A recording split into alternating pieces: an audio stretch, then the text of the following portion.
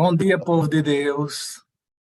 Eu já orei pedindo a Deus que, em especial o Espírito Santo, que dê a vocês o dom de línguas, para que vocês entendam o meu sotaque. Daqui para o final da mensagem, vocês vão estar falando oxente, vocês vão estar falando bem nordestino. Eu tenho um sotaque muito carregado e eu me orgulho muito disso. Eu nunca quis mudar.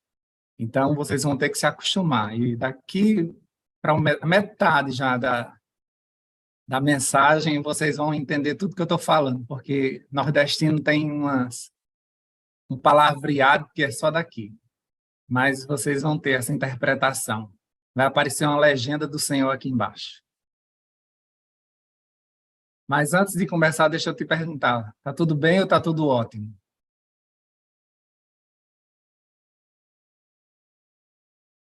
Maravilha. Nós estamos do lado vencedor, não é? Então, se a gente está do lado vencedor, a gente sempre vai estar bem. Não importa se ao redor esteja tudo ruim.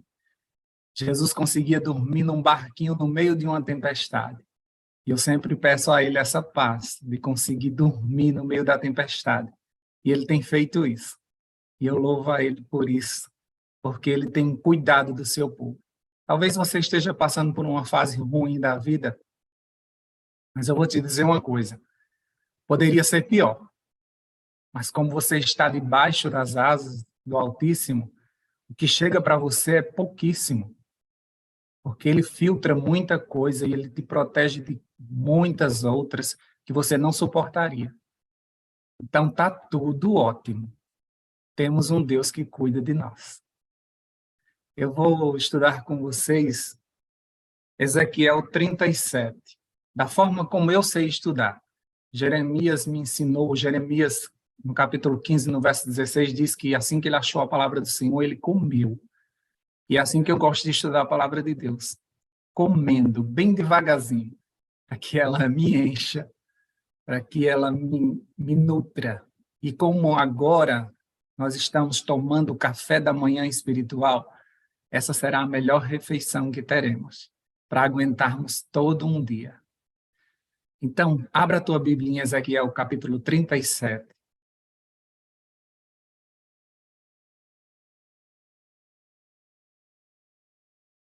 Agora nós vamos fazer uma oração, mais uma oração. Fecha teus olhos.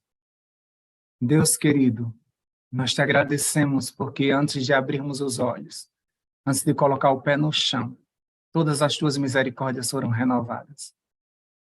E o Senhor nos levantou e nos trouxe a esse culto. E aqui nós precisamos ouvir a tua voz. Eu te peço perdão dos meus pecados, para que eu possa ser um instrumento nas mãos do Espírito Santo. Eu não estava lá quando essa história aconteceu e foi registrada na tua palavra. Mas aqui comigo está aquele que estava lá, o Espírito Santo. Então sopra aos meus ouvidos. E dê o dom de línguas a todos que estão me ouvindo, para que eles possam entender, conforme a sua necessidade, a tua santa palavra que é viva. Em nome de Jesus nós já te agradecemos. Amém.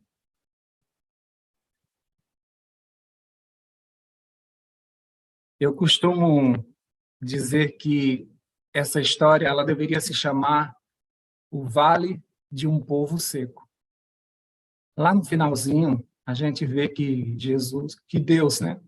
Deus diz que esses ossos eram o povo de Israel. E por isso que eu costumo dizer, é um vale de povo seco. Vamos começar a leitura a partir do verso 1. Diz assim: Veio sobre mim a mão do Senhor. Ele me levou pelo Espírito do Senhor e me deixou no meio de um vale que estava cheio de ossos.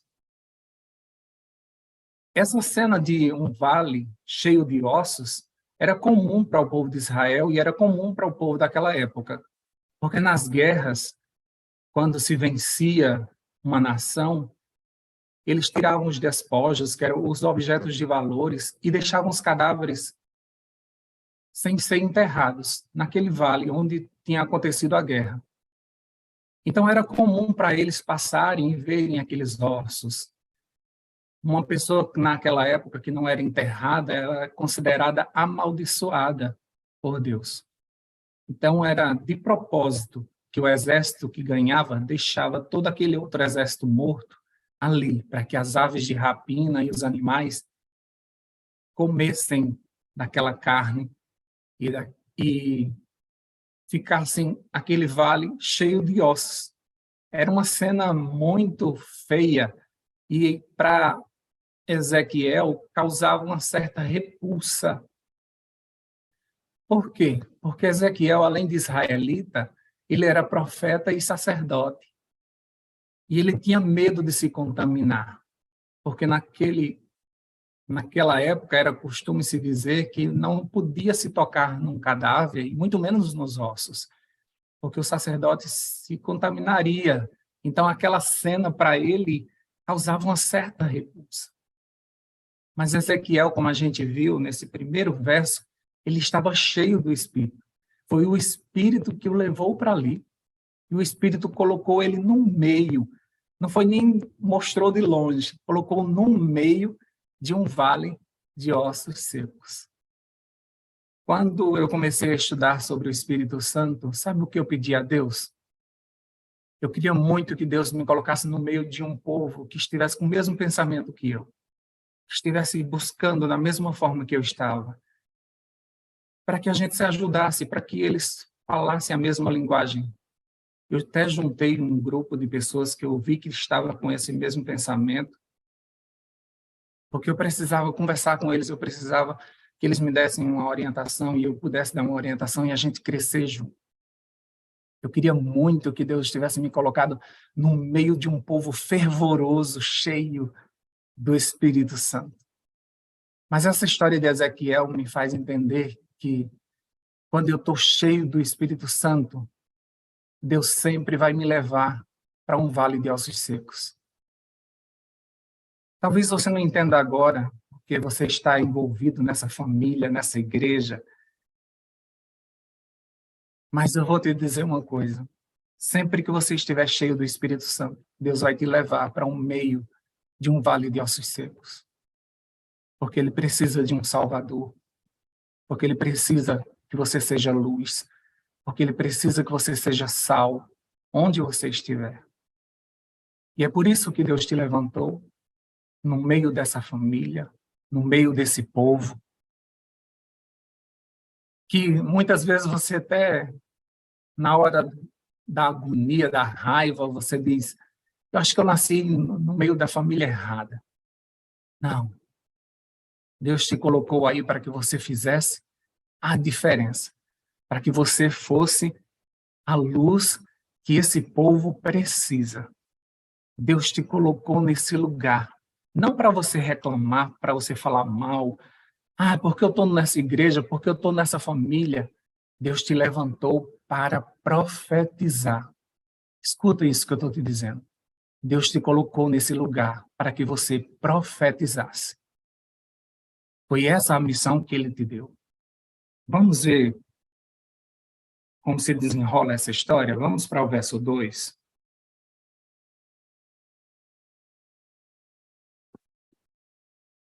E me fez andar ao redor deles. Eram muito numerosos na superfície do vale e estavam sequíssimos. Essa cena me faz lembrar, sabe de quê?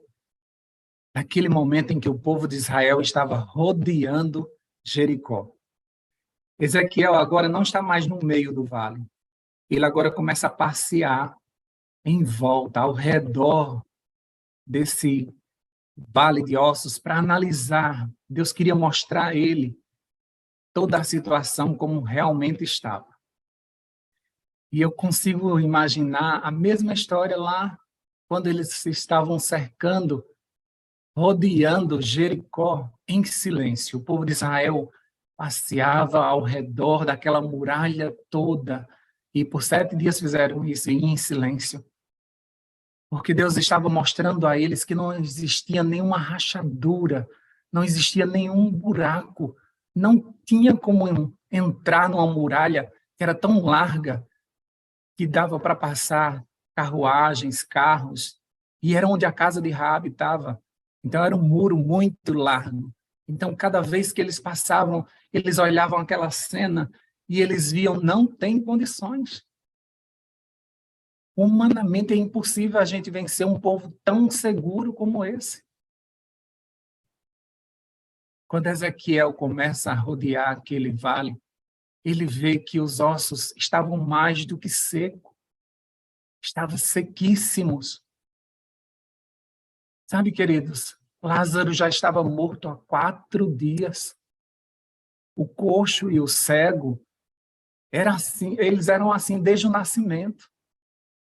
A mulher estava com fluxo de sangue há 12 anos. E você, há quantos anos ou há quanto tempo você está assim?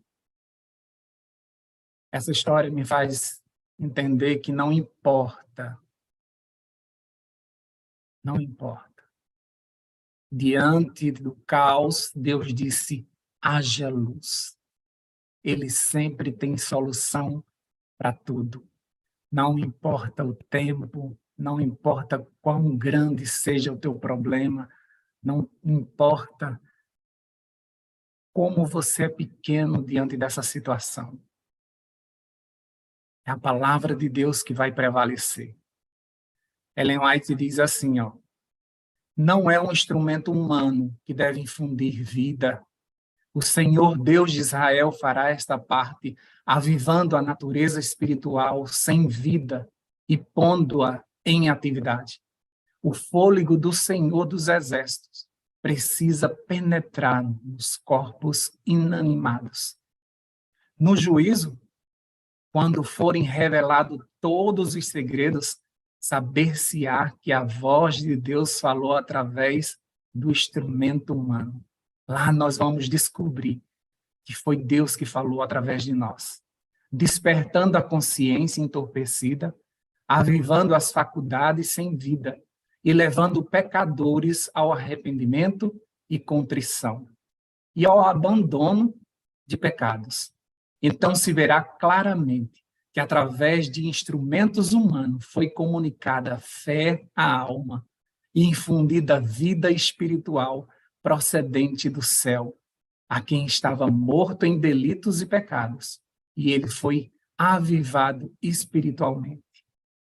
Isso está lá na meditação Recebereis Poder. Essas palavras de Ellen White nos fazem entender que não somos nós que vamos conseguir reavivar, mas Deus, através de nós, ele falará com autoridade para que ossos ganhem vida. Então, continue crendo. Mesmo que você já tenha olhado por todos os lados e tenha visto que não tem solução, tem. Deus sempre tem solução.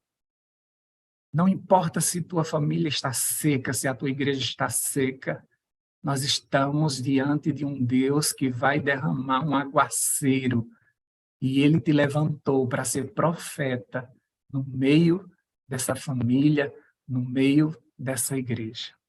Olha o que diz o verso 3. Então me perguntou, filho do homem, acaso poderão reviver esses ossos? Respondi, Senhor, Senhor Deus, tu sabes. Depois de rodear e ver que eram sequíssimos, o que você acha que Ezequiel pensou? E o que ele responderia de fato quando ele disse, tu sabes? Quando a gente diz a alguém assim, você que sabe, resolva como você achar melhor. Resolve você. Porque humanamente a gente está pensando, eu não consigo. Eu não sei, não. Esses ossos podem reviver, Rogério? Não sei, não. Quantas vezes nós olhamos para a nossa família e a gente diz, tem jeito não. Quantas vezes a gente prega para a nossa igreja e muitas vezes parece que a gente falou, bateu e voltou. E a gente diz, tem jeito não. Não tem condições, não. Quantas vezes a gente olha para os nossos filhos e a gente diz, não volta mais não. Acho que não tem mais jeito para eles. já estão num estado muito avançado, já estão envolvidos com drogas, já não querem mais nada com a igreja.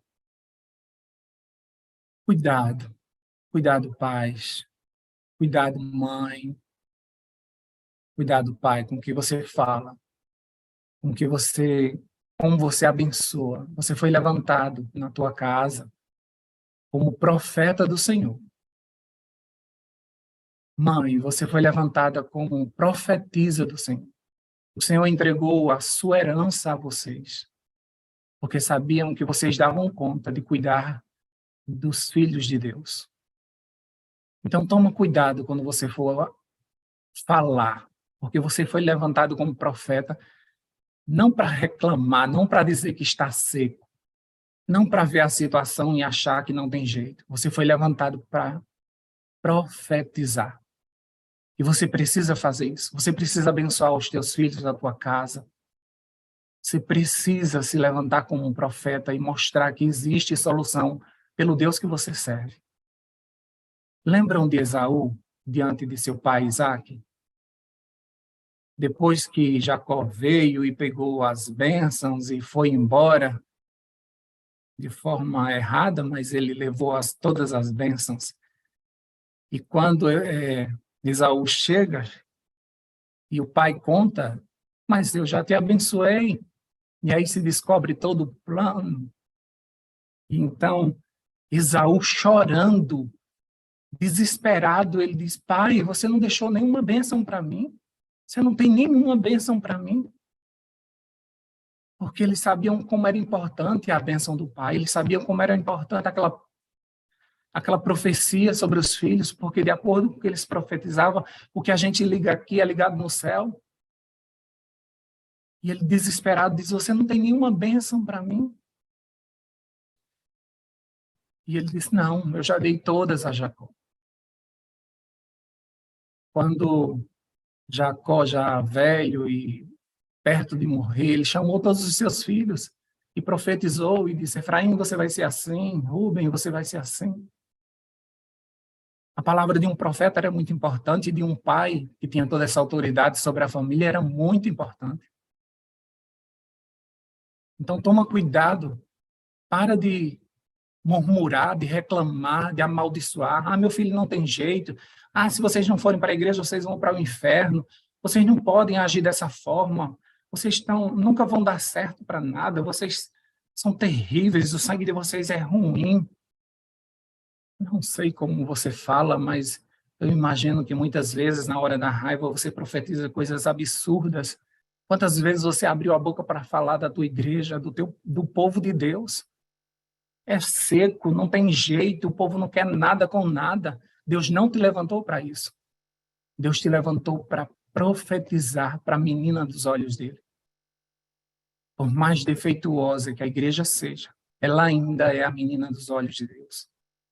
Quando Jesus apareceu a Paulo e derrubou ele do cavalo, porque ele estava indo perseguir os cristãos, Jesus não fala para Paulo: Paulo, por que você está perseguindo eles? Por que você está querendo acabar com os cristãos? Jesus olha para ele e diz assim: por que você está me perseguindo? Então, todas as vezes que nós falamos ou perseguimos o povo de Deus, nós estamos falando e perseguindo a Jesus. Então, toma muito cuidado. Você não foi levantado para apontar erros. Você foi levantado para profetizar vida. E que Deus te encha do Espírito Santo para que você cumpra essa missão. Vamos para o verso 4, e a gente vai ler até o 6, que diz assim: disse-me ele, profetiza estes ossos e dize-lhes: ossos secos, ouvi a palavra do Senhor. Assim diz o Senhor Deus a estes ossos: eis que farei entrar o Espírito em vós e vivereis. Porei tendões sobre vós, farei crescer carne sobre vós, estenderei pele e porei em vós o Espírito e vivereis e sabereis que eu sou o Senhor. Você consegue imaginar essa cena? Você consegue imaginar um profeta conversando com o osso? E ossos escutam alguém? E coisas inanimadas conseguem ouvir? Sim, sim. Sempre que for a palavra de Deus, tudo obedece. Lembra de Gênesis 1? No princípio, a terra, porém, era sem forma e vazia. Havia trevas sobre a face do abismo. E o Espírito de Deus pairava sobre as águas. Era um caos. Não existia nada ali. Mas existia o Espírito Santo. E foi dito, haja luz. E os elementos químicos, físicos, eu não sei, obedeceram. A palavra de Deus, até a natureza obedece. Esses ossos ouviram. Se esses ossos ouviram, continue pregando para a sua família. Se ossos secos conseguem ouvir a palavra do Senhor, a tua família também vai conseguir. A tua igreja vai chegar uma hora que ela vai ouvir. Profetiza, continua falando, continua pregando. E você vai ver que vai acontecer alguma coisa. Olha o verso 7. O que diz o verso 7? Então profetizei segundo me fora ordenado. E disse-lhes, ide por todo o mundo pregai o evangelho a toda criatura. Me fora ordenado. Pregar o evangelho não é uma opção, não é... Se você tiver tempo, é uma ordem. Você pode ter vários ministérios na igreja, você pode escolher aquilo que você se identifica, aquilo que você tem dom. Mas pregar o evangelho coloca uma coisa na tua cabeça. Sempre vai ser uma ordem divina. Paulo disse, eu pregar o evangelho para mim é um dever, é uma obrigação. Você pode escolher o que você quer fazer, cantar, sabe? De todos os dons que eu poderia pedir a Deus e que eu queria muito ter, era o dom de cantar. Para mim, esse seria o dom mais perfeito que Deus poderia me dar. Mas eu sou o tipo de pessoa que eu desafino até batendo palmas. Até num parabéns eu consigo desafinar. Não nasci com esse dom. É uma pena. Queria muito esse dom. Acho lindo cantar. Acho lindo quando termina a pregação, que vem um louvor que se encaixa. Meu sonho era que Deus me desse esse dom. Mas eu sei que no céu eu vou ter esse dom. No céu eu vou cantar. Então vocês se preparem. Ainda bem que vocês vão estar com ouvidos transformados e eu vou estar com a voz transformada. Mas no céu, quando vocês ouvirem alguém cantando, vocês vão dizer, lá vem Rogério de novo. Porque eu vou sair passando em todo canto cantando. No santuário só vai dar eu. Vou cantar forte, sabe? Vai ser igual o carro do ovo. Vocês vão me escutar em todo canto. Em toda rua eu vou passar cantando. Porque esse é o dom que eu mais queria. Então se preparem. Vocês vão me ouvir cantar muito. Mas Deus é tão bom que Ele me deu uma esposa e duas filhas que cantam. São as minhas sonetes. Eu prego e elas cantam. Mas eu ainda gostaria muito de cantar. Mas, por mais que eu não queira, Deus me deu outros dons. Mas uma obrigação eu tenho, pregar o evangelho. Eu posso ser ancião, eu posso ser da mordomia, mas eu preciso pregar o evangelho. Foi-me dada uma ordem, diz no verso 7. Então profetizei segundo me fora ordenado. E o que aconteceu? Enquanto eu profetizava, houve um ruído, um barulho de ossos que batiam contra ossos e se ajuntavam, cada osso ao seu osso. Vocês conseguem imaginar essa cena? O barulho que foi? Algumas pessoas, quando pensam no Vale de Ossos Secos, imaginam um vale cheio de esqueletos.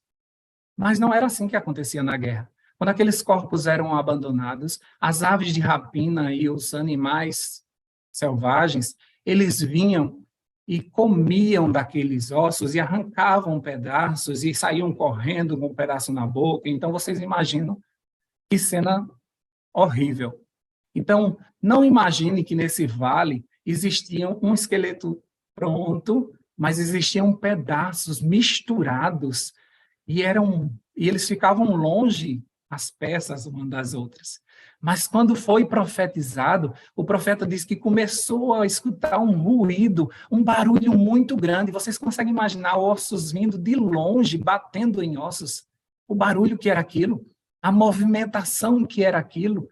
Sabe que muitas vezes isso acontece? Quando você começa a profetizar na tua casa, na tua igreja, cheio do Espírito Santo, você começa a ver que as coisas começam a fazer um barulho, um ruído, começam as conversinhas e você diz, o que é que está acontecendo?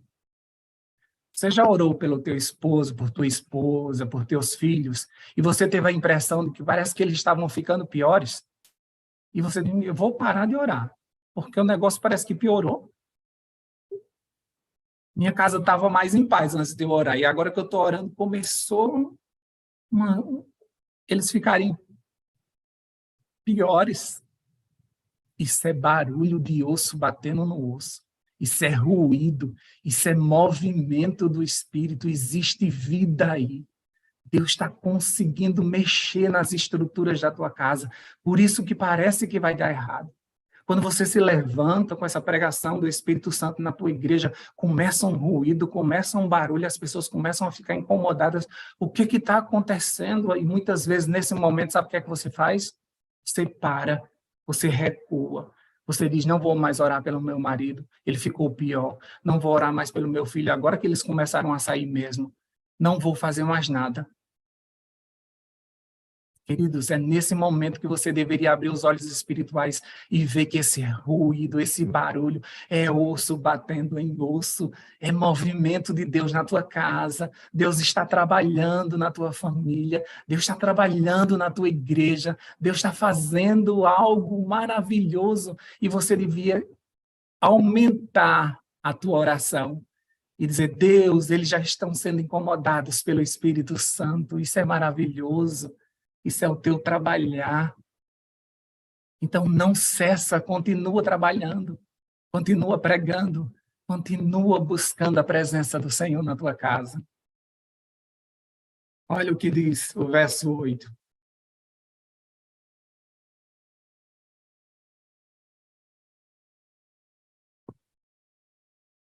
Olhei, e eis que havia tendões sobre eles. Cresceram as carnes, e se estendeu a pele sobre eles, mas não havia neles o espírito. Você também consegue imaginar essa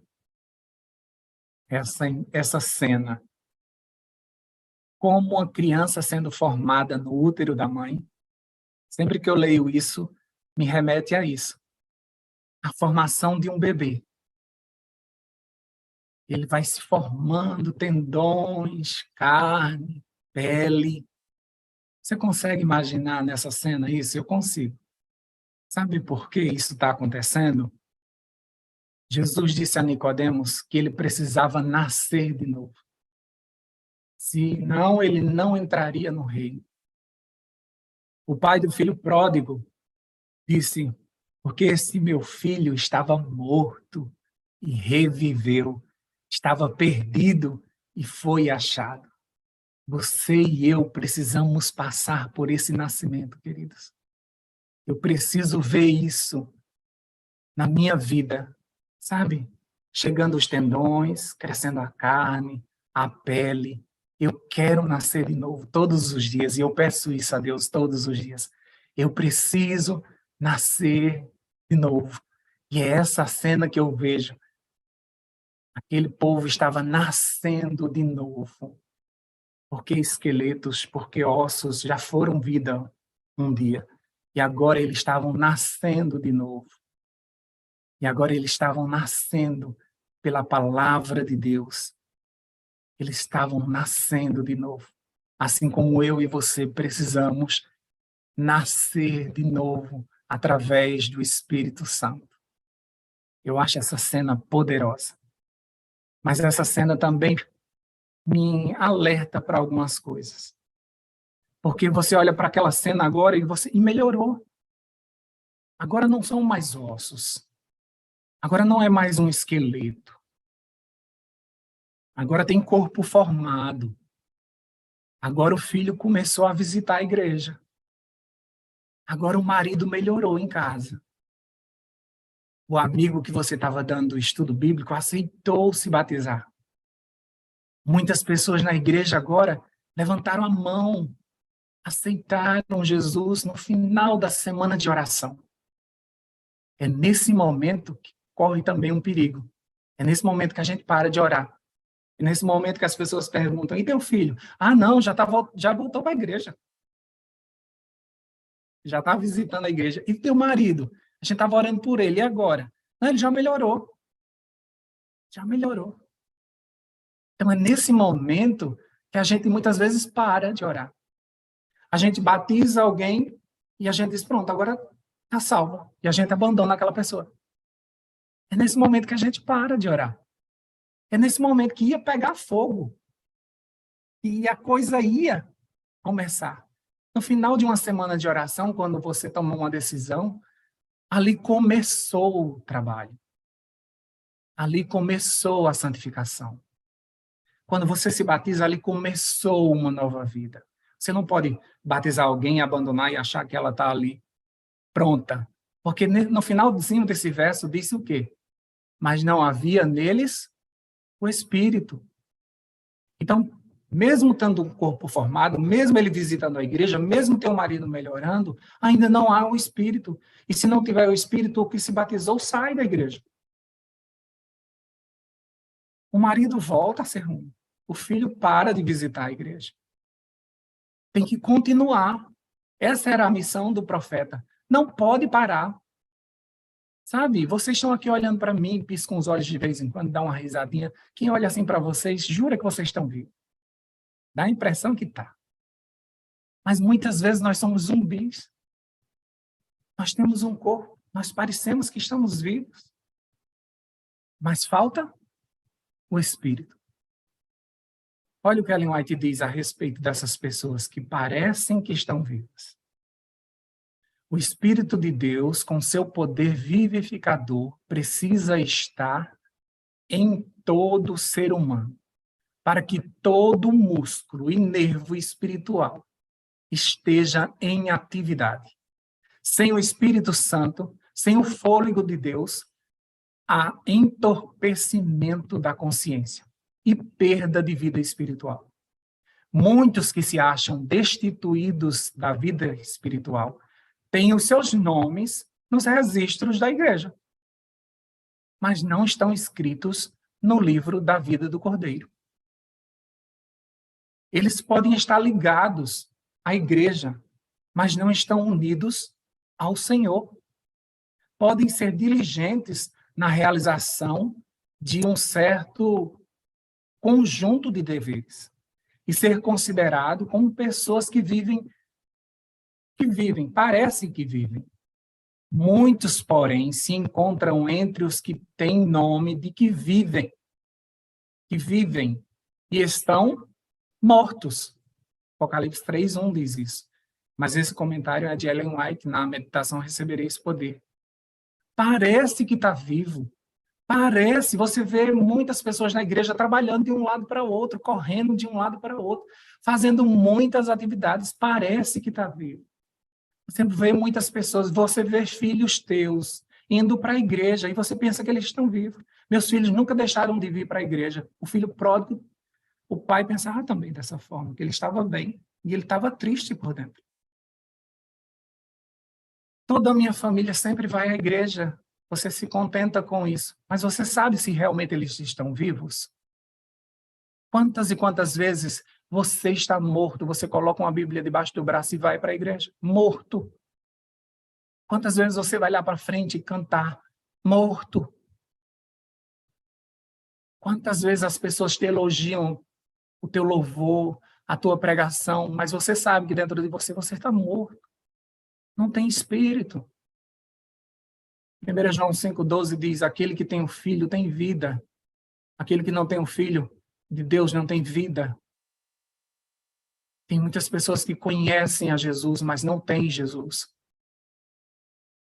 A gente disfarça muito bem. Nós somos ótimos atores.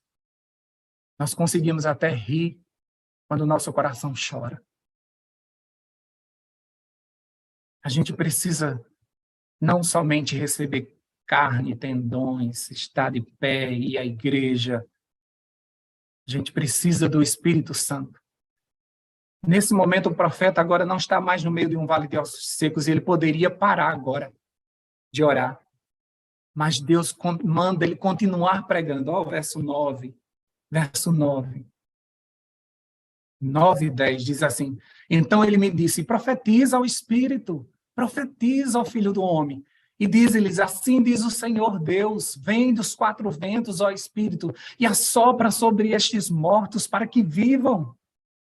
Profetizei como ele me ordenara, e o Espírito entrou neles, e viveram, e se puseram de pé um exército sobremodo numeroso. Louvado seja Deus, que visão tremenda! O Espírito Santo vem e um povo se levanta, um exército se levanta. Somente quando o Espírito vem sobre nós é que nós nos levantamos. Somente quando o Espírito Santo desceu sobre aquele grande exército foi que ele se levantou. O problema é que a gente quer levantar uma igreja sem Espírito. Nós queremos pregar sem o Espírito. Nós queremos marcar uma conferência e nem perguntamos ao Espírito, é aquele bairro ou aquele outro bairro? Nós vamos porque nós temos que cumprir uma obrigação religiosa. Os discípulos receberam uma ordem, não saiam de Jerusalém e esperem a promessa do Pai. Não façam nada, não preguem o evangelho, não digam o que eu disse a vocês até vocês receberem poder do alto. Porque a palavra sem o Espírito, ela mata, ela é seca. Como muitas vezes você pega a Bíblia e você bate em muitas pessoas e você machuca muitas pessoas com a palavra de Deus. Calma. Não sai, não inventa de falar nada sem antes você receber a promessa do Pai. Sem antes você ser cheio do Espírito Santo. Não exija de um povo que eles preguem com toda a autoridade, com todo o poder, se eles não estão cheios do Espírito Santo. Não exija da sua família que eles sejam os melhores membros de uma igreja, se eles não têm o Espírito Santo. Se eles não têm, eles são apenas frequentadores, como muitas vezes eu e você somos. Parece que estamos vivos, mas falta o Espírito. E a ordem ao profeta, e a ordem a você agora, é não pare. Continue profetizando. Mas minha igreja ainda não recebeu. Continue profetizando. Mas minha família ainda não quer nada com a igreja. A gente chama para algum compromisso, não quer. Só quer ir no sábado de 8 em 8 dias. Continua profetizando. Continua profetizando. Pede ao Espírito Santo que venha sobre eles. Continua, continua, continua. E aí se levantará um grande exército na tua casa, na tua igreja, mas somente quando o Espírito Santo vier. No verso 11 diz assim, ó, então me disse, filho do homem, estes ossos são toda a casa de Israel. Não é a igreja, é todo o povo de Israel. Presta atenção nisso. Porque o teu trabalho também tem ossos secos. No ponto do ônibus também tem ossos secos.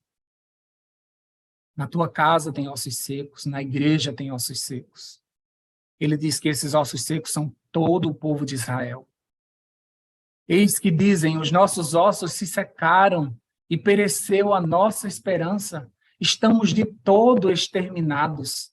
Eles estavam sem esperança, eles sabiam da situação deles, eles estavam nesse momento cativos em Babilônia.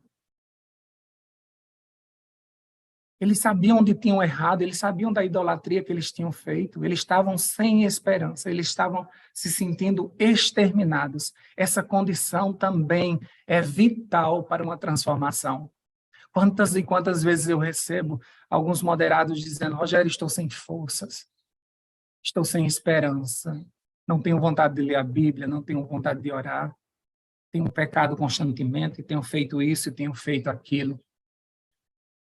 E eu sempre respondo a eles assim: se você tem essa consciência da tua situação, isso é Espírito Santo te mostrando, porque ele veio para nos convencer do pecado. E ele está mostrando a você a tua situação. E que bom que você conseguiu ver tudo isso.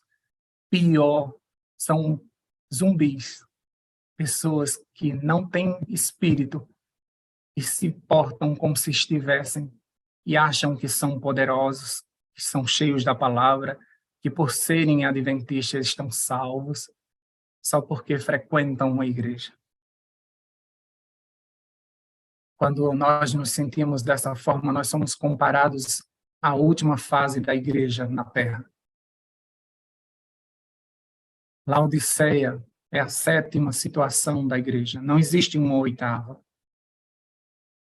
E essa Laodiceia, ela está vivendo como se não precisasse de nada. É uma igreja arrogante, que é o contrário dessa definição. O povo aí está dizendo que eles são miseráveis, que eles não conseguem, eles estão sem esperança nenhuma. Eles se sentem exterminados, eles estavam exilados. O verso seguinte diz assim: portanto, diante dessa situação, Ezequiel, diante desse povo seco, profetiza e diz-lhes: assim diz o Senhor: eis que abrirei a vossa sepultura e vos farei sair dela, ó povo meu, e vos trarei da terra, a terra de Israel. Olha só, abrirei a vossa sepultura. Quando Jesus esteve aqui, ele olhou para o povo de Israel e disse: vocês são sepulcros caiados.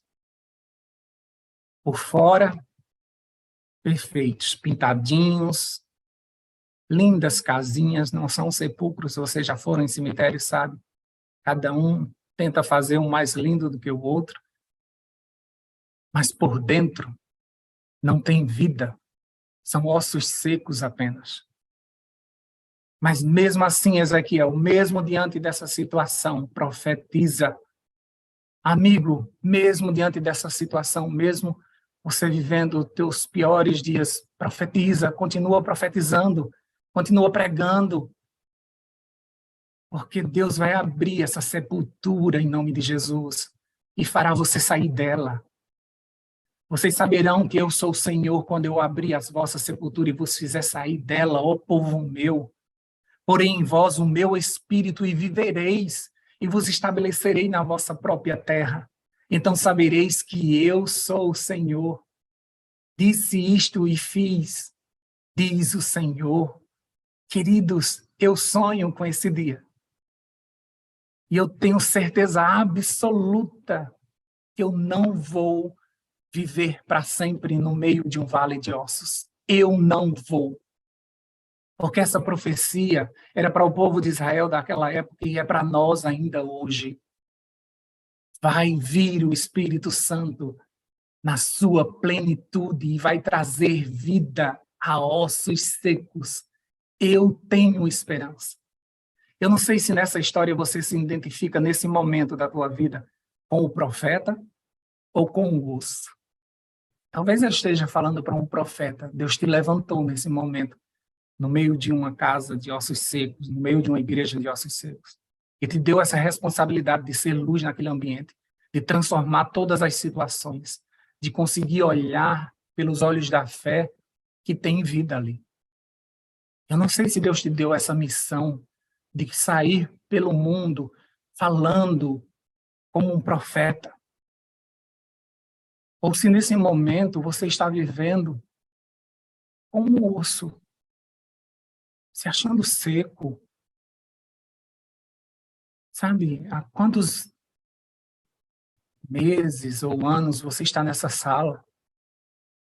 Tem pessoas que se sentem incomodadas até pelos testemunhos. Tem algumas pessoas que dizem, por que acontece com eles e comigo não?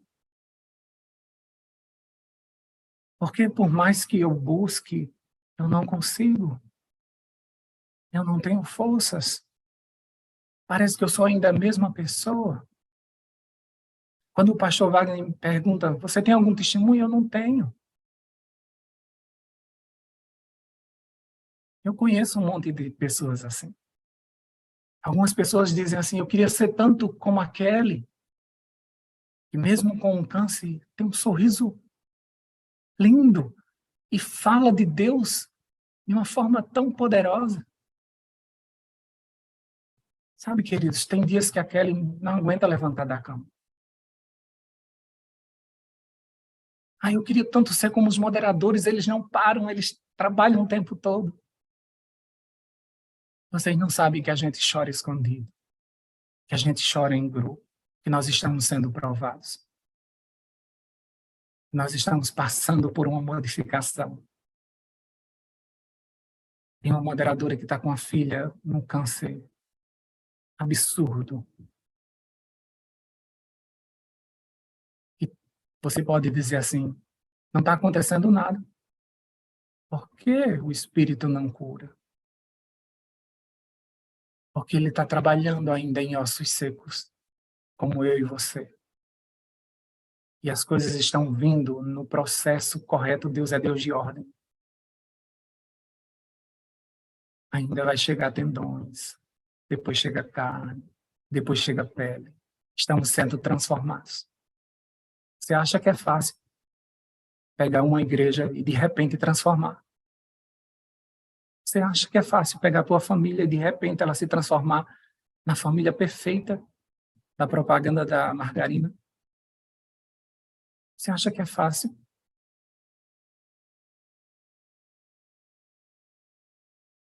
Mas Deus te deu uma ordem.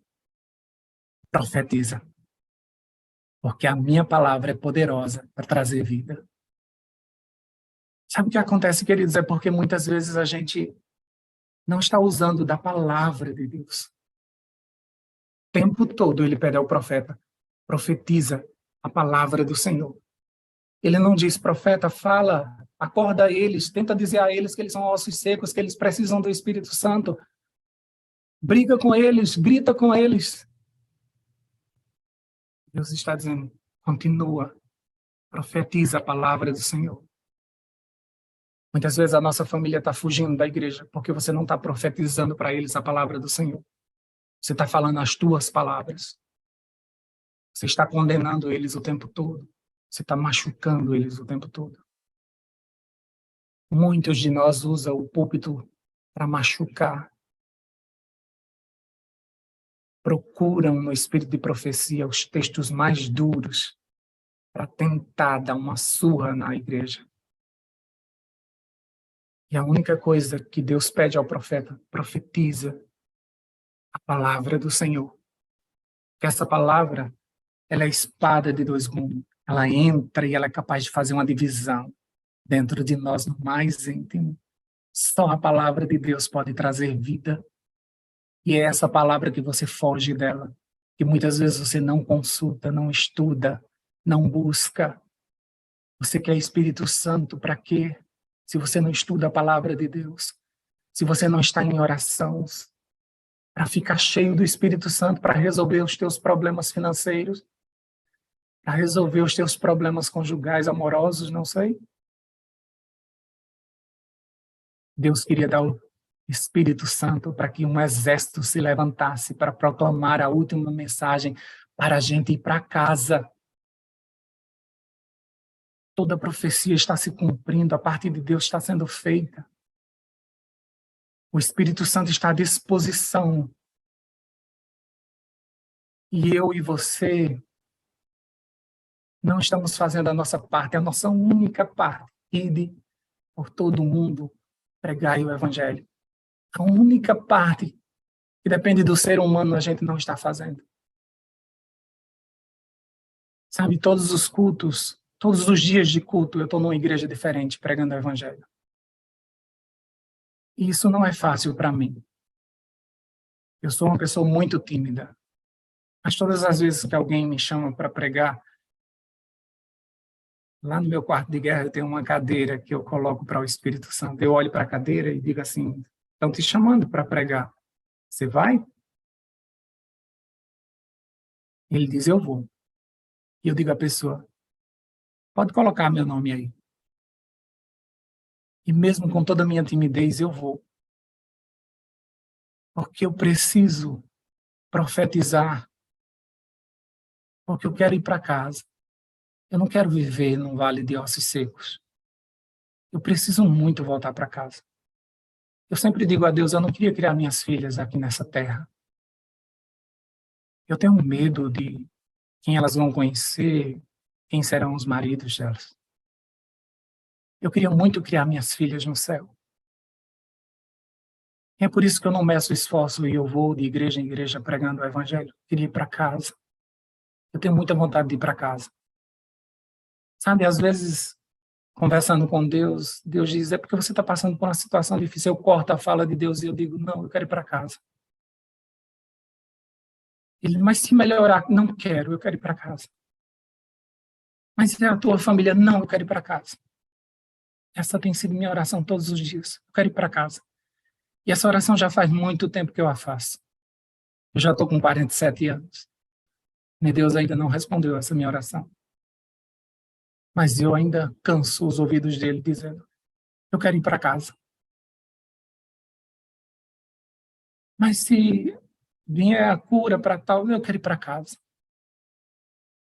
Mas se a igreja começar a ser cheia do Espírito, eu quero ir para casa. Eu só prego o evangelho porque eu quero ir para casa.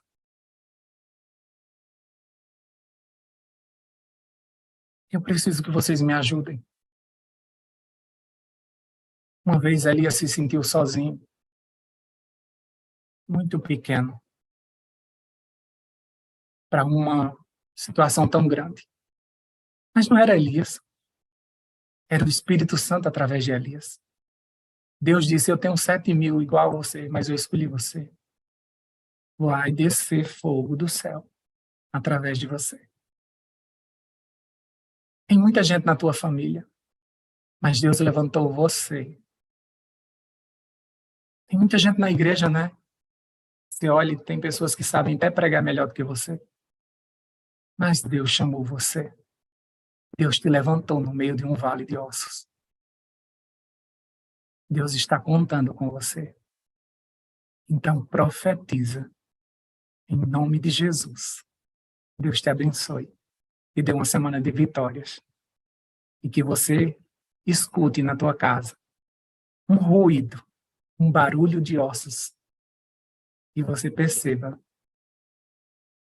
vem vida aí. Em nome de Jesus.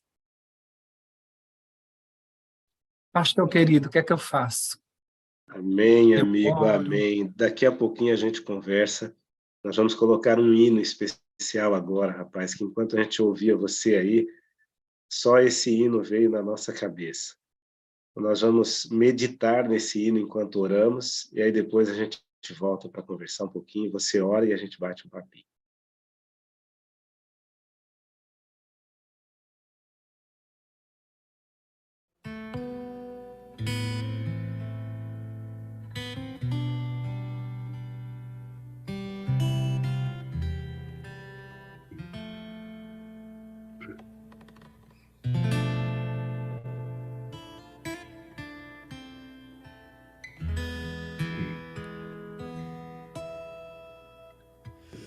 Quando o vento do Espírito soprar, uma chama viva vai aparecer. Nossos filhos e filhas irão profetizar, nossos velhos sonharão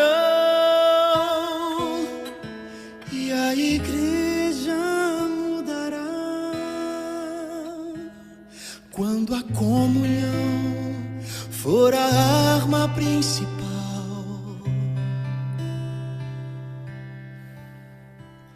E a rotina desses dias, sair do seu normal,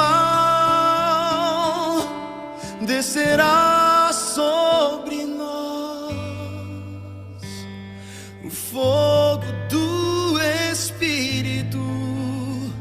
Viveremos o Evangelho e Jesus Cristo vai voltar. Por que será que ainda não aconteceu? Por que razão não temos fogo a queimar?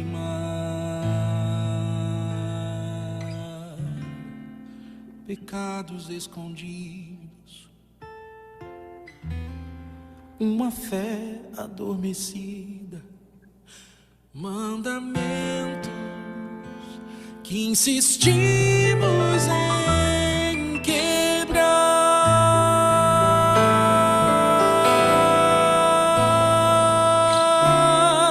Por que razão?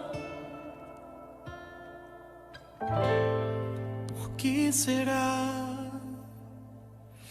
Temos tudo nas mãos, mas não há fogo no altar.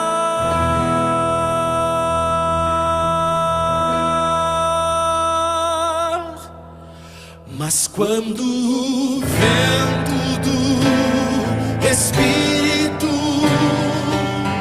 soprar, uma chama viva vai aparecer. Nossos filhos e filhas irão profetizar, nossos velhos sonharão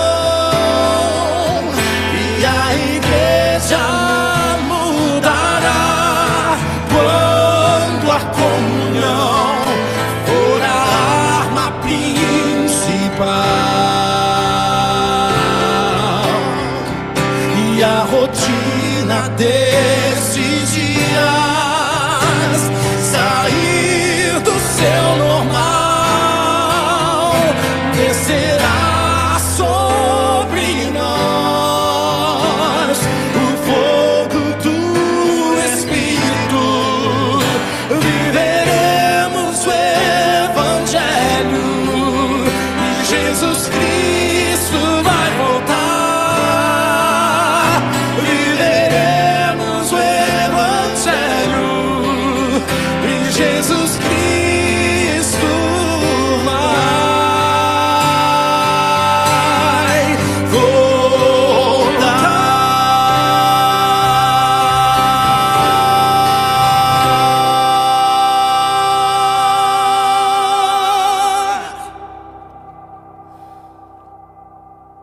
Amém, amém, amém.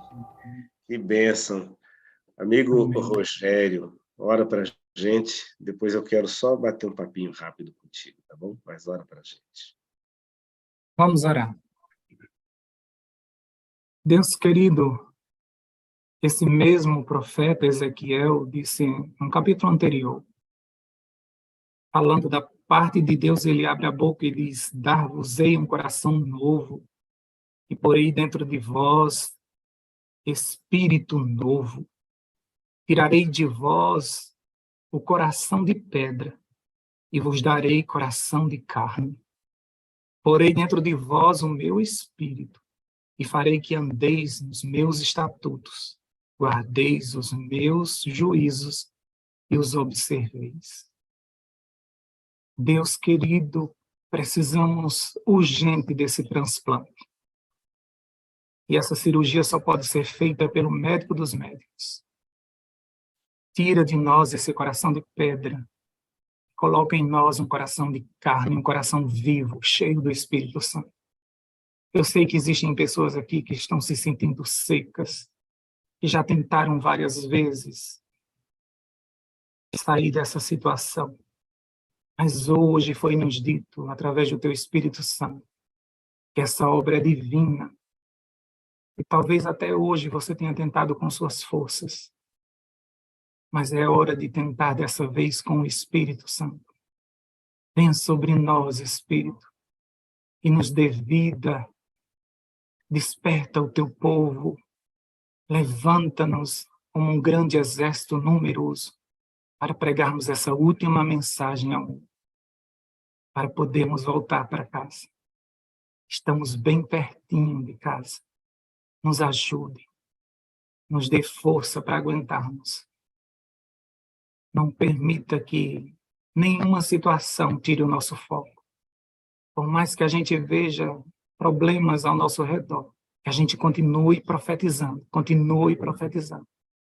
até que a gente comece a escutar o barulho da transformação, para que a gente comece a ver os primeiros sinais de vida, para que a gente ganhe fôlego para pregar essa última mensagem, até a gente ver corpos se levantando cheios do Espírito Santo. Eu creio nisso e oro em nome de Jesus. Amém, amém e amém. Amém, amém. Grande Rogério, que mensagem poderosa. Nossa gratidão. Deus, através de você, trouxe o Vale dos Ossos Secos para a nossa realidade de hoje. Às vezes a gente costuma olhar o Vale dos Ossos Secos apenas como uma história do passado, alguma coisa impressionante que aconteceu lá, mas quem nos vê hoje jura que estamos vivos, né? Eu gostei quando você falou, a gente olha aí, está todo mundo piscando, se mexendo, a gente jura que está vivo, né? Mas a nossa realidade hoje, muitas vezes, de fato, né, às vezes a gente traz a pessoa para a igreja, sejam filhos, parentes ou outras pessoas, e elas estão ali agora revestidas, né, de carne, de músculo, e a gente pensa, agora já consegue andar sozinho, mas o vento do Espírito ainda não soprou, e nós não podemos desistir, né? Temos que continuar profetizando para que o vento do Espírito possa soprar. Muito obrigado, mensagem maravilhosa. E nós vamos sair hoje não como zumbis, né? Mas sairemos verdadeiramente vivos e dizendo, eu quero ir para casa. Eita glória! Bênção. Deixa eu só falar uma coisinha aqui, antes do pastor Wagner falar ali junto comigo, mas você pediu lá no começo, né, e orou para que Deus realizasse um milagre, né, desse o dom de línguas, né? Você sabe que eu recebi uma mensagem aqui dizendo que Deus operou o milagre de maneira oposta, né? Ele tirou o seu paraibês. Ah? Será? Mas ele operou o milagre. Que bom. Pastor Wagner, que bênção, né, amigo? Bom dia, irmãos. Nesse texto, bom dia, pastor, bom dia, Rogério. Eu gosto muito do sermão quando ele é pregado e a sensação que a gente tem que o coração é o púlpito. E literalmente hoje foi a sensação que eu tive enquanto você pregava, sabe? Não era uma retórica. Não parecia ser alguma coisa que você remediasse. Produzida, simplesmente, né? Remediasse para os outros e não precisasse do próprio remédio, pastor. E que aquilo não fosse realmente um anseio do coração. Então, quando a mensagem vem e o púlpito é o coração, é extraordinário isso. Deus lança fora a retórica e usa o ser humano como instrumento. É um processo muito interessante. E foi isso que eu percebi hoje. Nesse texto, Rogério, que você cita, tem um negócio muito grave. Muito grave. Há dois livros. O livro da Secretaria da Igreja e ao livro dos Salvos do Senhor Jesus Cristo. Nesse texto, nessa meditação que você fez hoje, ela diz claramente que pessoas que parecem estar vivas estão mortas absolutamente em atividades na igreja, estão inscritas na secretaria, mas não estão ligadas a Cristo e não estão escritas no livro da vida do Cordeiro. Isto é muito grave.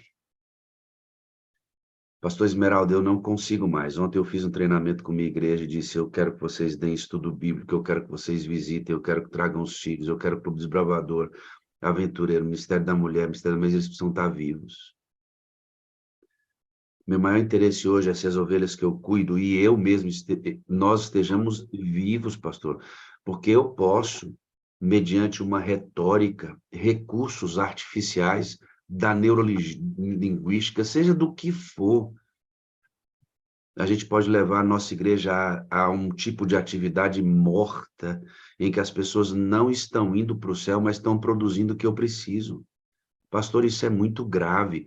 A gente não lida, pastor, com objetos que estão sendo vendidos. A gente está lidando com a salvação de vidas, inclusive a própria. Ou a gente desperta, levar a nossa congregação a viver no Espírito e aprende a gente nem sabe como é isso. Porque na hora que o Espírito de Deus começar a se manifestar, se as pessoas têm dificuldade de ouvir os testemunhos da sala, se tem dificuldade de ouvir eu te amo, que é uma coisa que mina da lei de Deus, quando os sobrenaturais do Espírito começarem a acontecer no meio por conta da ação poderosa dele, eu não sei o que vai acontecer. Se eu não estou dando conta de acompanhar aqueles que estão indo a pé, como diz Jeremias, né? Como é que eu vou acompanhar aqueles que vão de carro, né? Então, hoje, com o básico, eu já não estou dando conta, e quando vier mesmo as torrentes, né? Isso que a gente exige. Sim, Rogério. Isso que a gente exige da igreja e da nossa família é além do humano, entende? É algo sobrenatural. Nós estamos exigindo de pessoas humanas algo sobrenatural.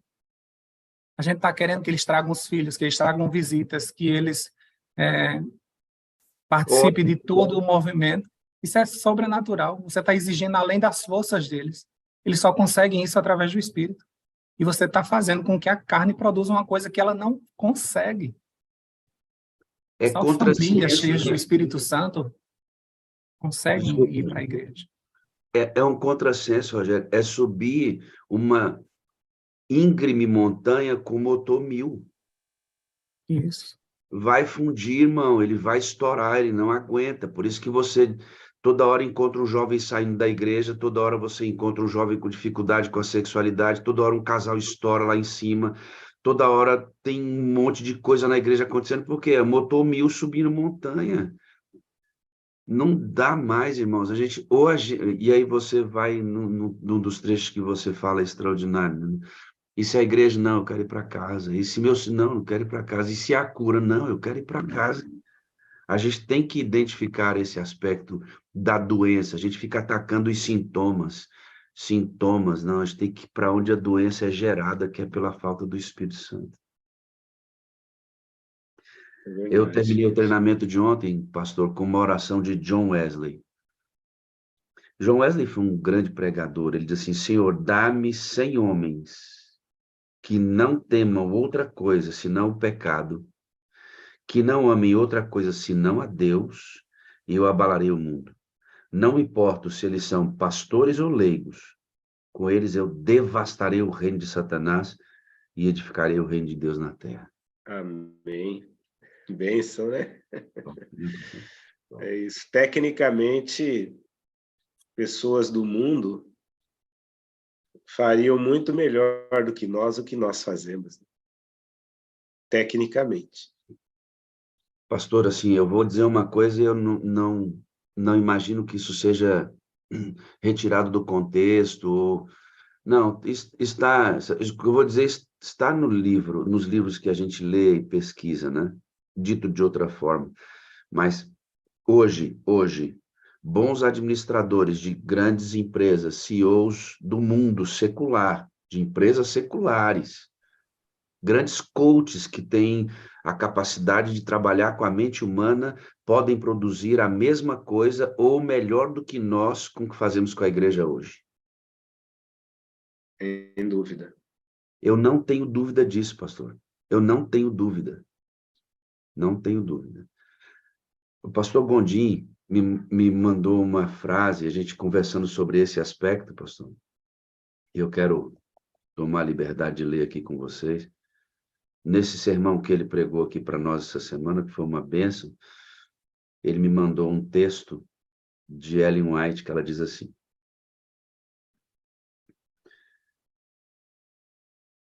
ele vai dizer assim, deixa eu achar o texto aqui. Ela diz assim: 10 homens que andem humildemente terão maior poder sobre o mundo do que toda a igreja, com seu presente número e falta de unidade. Que coisa, né? 10 homens, pastor, é uma expressão, 10 homens que andem humildemente terão maior poder sobre o mundo do que toda a igreja, com seu presente número e falta de unidade. Que é isso que o Rogério, essa unidade da igreja só pode vir pelo Espírito. A gente está tentando produzir algo espiritual de forma carnal, pastor. Nós temos que mudar nosso discurso. Sabe o que eu fico pensando, pastor? Às vezes, quando eu converso com pessoas sobre a ideia de irmos, Rogério, para o Espírito e buscar e clamar e ensinar a igreja, alguém vai pensar assim: eu já vi isso nas entrelinhas dos que discutem comigo. Ah, mas e se a gente começar a pedir e ele não vier? Que a gente morra pedindo, irmão. O problema é morrer sem pedir. O problema é morrer sem pedir, pastor. O problema é morrer sem... Olha a preocupação do camarada. E se a gente começar a pedir, não vai ficar comum? Meu Deus do céu, como pode isso? Pobreza, Que a né? gente morra pedindo, pastor. Porque se eu morrer pedindo, eu morro no lugar seguro, cara. E o problema não é ele atender, né? O problema é eu pedir, né? E aí, conversando ontem com a igreja, né, pastor, alguém falou assim: bom, pastor, eu começo a pedir o Espírito Santo, qual o próximo passo para eu continuar recebendo? Aí eu disse: continua pedindo. Mas como assim, pastor? E a obediência? Amigo, obediência é fruto do Espírito em você. Essa tendência adventista de guardar a lei de Deus de forma meritória, pastor, trazendo mérito para si, eu assumo um padrão diante de Deus porque obedeço à lei, isso é muito impregnado na mente da gente. Amigo, você não precisa de mais nada. Eu disse ontem no treinamento, eu duvido, pastor, eu duvido que um homem que levante, uma mulher que levante pela madrugada, clame pelo Espírito Santo, durante o mesmo dia, ande dominado por ele, na presença de Cristo, vai estar preocupado em pecar, pastor. Deus disse para Abraão assim: ande na minha presença e ser perfeito. Deus não está falando que Abraão não erraria mais, mas ele deu a chave para a vitória contra o pecado. Não é não pecar, é andar na presença. A gente quer obedecer para receber as bênçãos de Deus. Amigo, escute uma coisa. Peça ao Espírito de Deus, porque ele vai te unir a Cristo de uma forma tão intensa que os pecados serão como a Bíblia diz: se eu pecar contra Deus, eu tenho se eu pecar, porque esse não é o meu interesse, não é o meu lugar, não é nessa coisa que eu estou. Mas na mente adventista é assim: eu tenho que pedir o Espírito Santo, agora ele me deu, eu vou obedecer para continuar recebendo. Não, você continua pedindo para continuar obedecendo, irmão. Só inverte o texto, né? Eles leem assim: ser perfeito e ande na minha presença. E é o contrário, né? Ande na minha presença e ser perfeito. E, pastor, assim, vou ressaltar uma coisa importante. Eu e o senhor somos pastores separados por ordenação de mão para um ofício pastoral. Eclesiologicamente falando, nós temos uma autoridade diferente do Rogério, institucionalmente falando, eclesiasticamente falando. Mas quando o Rogério traz para os membros da igreja, de membro para membro, um discurso como esse, toma maior força do que o meu e o seu. Sem dúvida nenhuma, sem dúvida. E mais ainda, quando o púlpito é o coração, como você falou, que poder tremendo, né? É Deus demais, né? seja louvado, amigo. Deus seja louvado. Hoje, como já disse, pela graça de Deus, não sairemos daqui como zumbis, porque Amém. o vento do Espírito soprou sobre nós e Deus seja louvado por isso. Para a gente Amém. fechar aqui, pastor, só mais um comentário. Eu acho que eu estava aqui hoje, enquanto o Rogério pregava, eu disse, quais são os próximos passos? Como a sala surgiu como um vento, toda a estrutura da sala, liderança, pastores, tudo isso foi sendo montado, estruturado no movimento, sem que eu tivesse feito um planejamento prévio ou tivesse a intenção disso. Foi Sem um pretensão, movimento, né? sem uma pretensão. Eu também sei que os próximos passos da sala, eles não podem ter a pretensão humana e a gente não pretende isso mesmo. Mas de uma coisa eu tenho certeza, pastor, que a grande força da sala, para ela continuar na caminhada que ela tem, está em discursos do Rogério, do membro leigo. É Sem seu, dúvida. não é mais do pastor Esmeraldo, nem meu, que sou pastor oficial dessa igreja, com essa eclesiologia sobre a gente.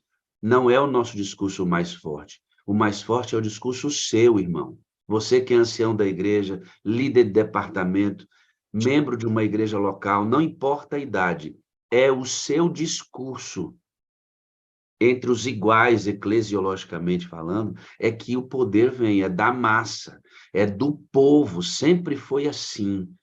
Lembra dos 300? Lembra de Jericó? Lembra? Então, Deus sempre teve um exército. E é você. Se você ficar aqui na sala ouvindo e guardar para vocês e ser um agente secreto na sua igreja, não vai acontecer, irmão. Você tem que entrar com sabedoria, com experiência, com simplicidade, dando testemunho, vá nos seus influentes, encoste nas pessoas que você tem abertura com essas pessoas. Não tente forçar a entrada no púlpito da sua igreja da Sala 57. A Sala 57 precisa entrar no seu distrito pelo seu pastor. Se ele não quiser, irmãos, é direito dele, e ele não é pior ou melhor por isso. É questão apenas de visão e momento específico. Mas não tente a força. Vá pelos iguais, vá pelos influentes, mas discursos desse como o Rogério. Seu discurso é que vai continuar dando força para a gente ainda acelerar mais o processo. E nós conversávamos aqui exatamente a mesma coisa, pastor, enquanto ouvimos o Rogério aqui, com os amigos que estão aqui, e eu incluiria aí, embora já esteja incluso, né, a criançada também, né? Você vê, quando nós ouvimos, que força que tem, amigo, que força poderosa, né? E nós estamos aqui, fomos separados pela ordenação, mas é esse grupo aí que vai revolucionar e abalar o mundo com a mensagem. São os 10 que você Na, disse aí. na Mas que uma vigília, pastor, que nós fizemos, na última vigília, alguém disse assim, mas, rapaz, uma vigília, tanto pastor na sala e vai colocar uma adolescente para pregar? Falei, amigo, os meus pastores da sala 57, os pastores da sala estão esperando que as crianças preguem. É diferente, eles não estão ali porque ele tem... Não, eles estão esperando que crianças como essa manifestem o poder de Deus. Eu tenho certeza que todos eles que estão inseridos na sala e vendo, eles ficaram muito felizes com a manifestação do poder de Deus com aquela menina. Percebe, pastor? É isso que a gente precisa, né? É verdade. Deus seja louvado. O pastor Wagner vai ficar aqui comigo. Rogério, grande abraço, excelente dia para você. E Deus operou o milagre aí no paraibanês. Não sei se foi no ouvido ou no falar, mas de qualquer forma o milagre aconteceu. Amém. Ótimo dia aí, amigo. Que Muito Deus bem abençoe. acontecido, hein, pastor? Rogério, eu amo você, eu preciso de você para ser feliz. Você é a parte visível de Deus, eu creio mais em Deus porque você existe, viu, amado? E eu também, Amém. Rogério. Também amo vocês sabem disso. Deus Cabelo abençoe, amigo. Grande o cabelo abraço. está num tupete, hein, pastor? Do Eu Rogério. sabia que você não ia deixar Eu escapar não deixo isso. passar batido, pastor. Olha, não mexe. Ali um Também. vendaval não mexe, pastor. Eu, De jeito nenhum. eu até pensei, mas não falei, né? Mas o pastor Wagner não aguentou. Grande Bom dia. abraço. Pastor Wagner, eu queria só fazer duas coisinhas contigo aqui, três, antes de a gente chegar para o testemunho, né? Primeiro, eu vi que você está com uma camiseta bonita aí, né? Bora estudar a lição, acho que é isso, né? Não, bora estudar a Bíblia comigo, vou A mostrar. Bíblia, é verdade. Bora estudar a Bíblia comigo? Rapaz, é uma bênção. Deixa eu mostrar a minha também aqui, porque no sábado que vem nós vamos começar aí, nós chamamos aqui na nossa associação de estação de evangelismo. Então, nós temos 5 estações de evangelismo no ano, né? A primeira foi a Semana Santa, e a segunda é essa daqui, ó. Deve estar invertido aí, mas é o Vire a página. evangelismo. Vire a página, exatamente. É o evangelismo da mulher que começa no próximo sábado, né? De 27 a 3. Nós estamos aqui empolgados. Na sexta-feira tivemos um movimento maravilhoso aqui, conduzido pela Grace, a nossa diretora de AFAM, uma live com batismo, um testemunho maravilhoso. Então, se prepare aí também. E que não seja uma semana de evangelismo técnica apenas, né? Mas conduzida pelo Espírito Santo de Deus. Uma Aqui no bênção. nosso distrito, pastor, é evangelismo feminino também, Ministério da Mulher. Nós vamos casar aqui, Ministério da Mulher e Lar e Família. Então, a irmã Elaine e a irmã Antônia, aqui da minha igreja do Ipanema, nós vamos fazer uma meia semana de oração, de evangelismo mesmo, com as mulheres voltado esse evangelismo para dentro dos casais, unindo, fundindo dois departamentos. Maravilha. Eu vou apresentar agora os pastores que estão conosco aqui, né? Que é uma bênção grandiosa. Se eu esquecer de algum, você me ajuda aí. E depois nós vamos apresentar juntos aqui as prioridades. Pode ser? Então vamos lá. Vamos ver os pastores que estão conosco aqui. Se eu esquecer de alguém, me lembre aí. Nós temos aqui o pastor Wagner Almeida, que está aqui junto comigo, pastor Armindo Genero, direto da Andrews University.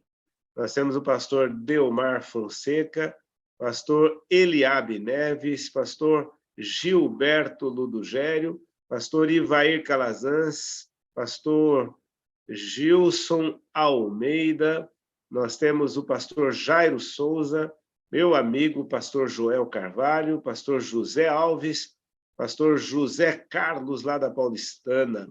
Esse é o grupo que eu consegui identificar aqui. Não sei se tem mais alguém aí. Volta comigo aqui, pastor Wagner. Vamos apresentar as prioridades e aí depois você segue aí com o testemunho poderoso